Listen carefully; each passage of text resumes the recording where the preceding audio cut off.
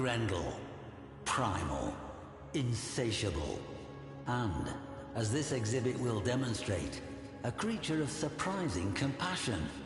After the fall of the Orokin Empire, a surviving Orokin executor, a violet-scented brute named Karish, lorded over Europa's frozen, famine-struck city of Ridda. Save within his walled manse, the moist and loathsome Karish lived a lavish life, while his frail citizens obeyed every edict in the hope of receiving his pre-masticated table scraps.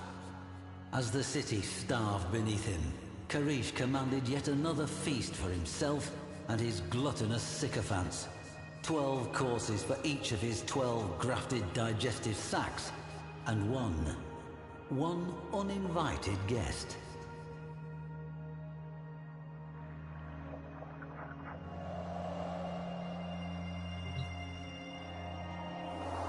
There remains a shallow trench through the ruins, as if some colossal boulder had crashed from the manse and rolled down the hill. But what if it had rolled up? Imagine, if you will, Karish's Dax on the day, peering out, dumbstruck by what they saw. They readied no blade, sounded no alarm, as the expanding orb of gristle hurled toward them. And then, in a spasm of giblets, Grendal was before them, his cutlery in hand. The masseter.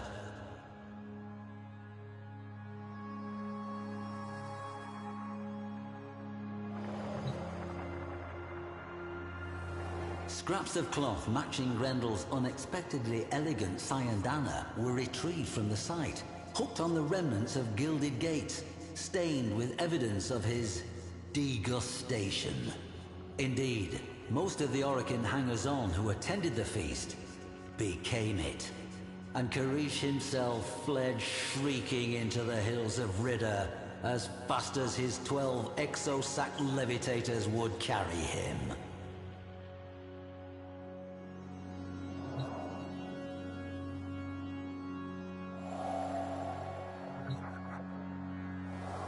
It came as no surprise to me to find this tiny fragment of Gauss just outside the city. Indeed, if one thing is for certain, wherever we find evidence of Grendal, we're sure to find some trace of Gauss as well. Did they breach the city as a pair? Or did Gauss hang back to intercept returning patrols, generously letting his friend Grendal eat his fill at the feast within?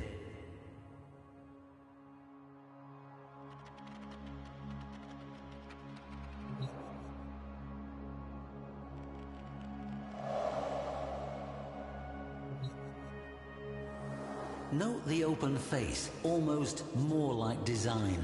A fitting visage for one of such singular, rapacious predilections. Grendal may hunger, yes, but not with the excesses of gluttony, not when others are in need.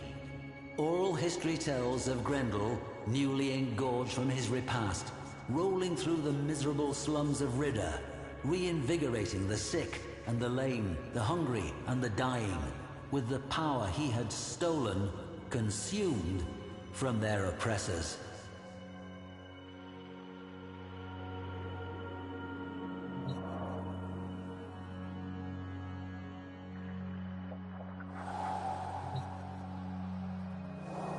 Here we have shattered fragments of the manse wall, and the gate mangled by Grendal's masseter blade. One can almost see the city's masses, newly rejuvenated by Grendal's healthful blessing, storming the manse. Shattered gates thrown wide, they take back what was theirs, namely, control of their future. See here the scattering of genuine Orokin dinnerware.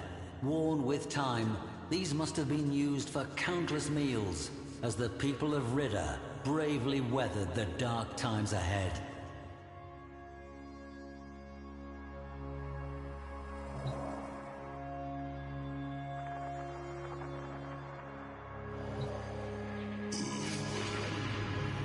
Many Warframes have speed and litheness, but power, momentum, impact, these require mass.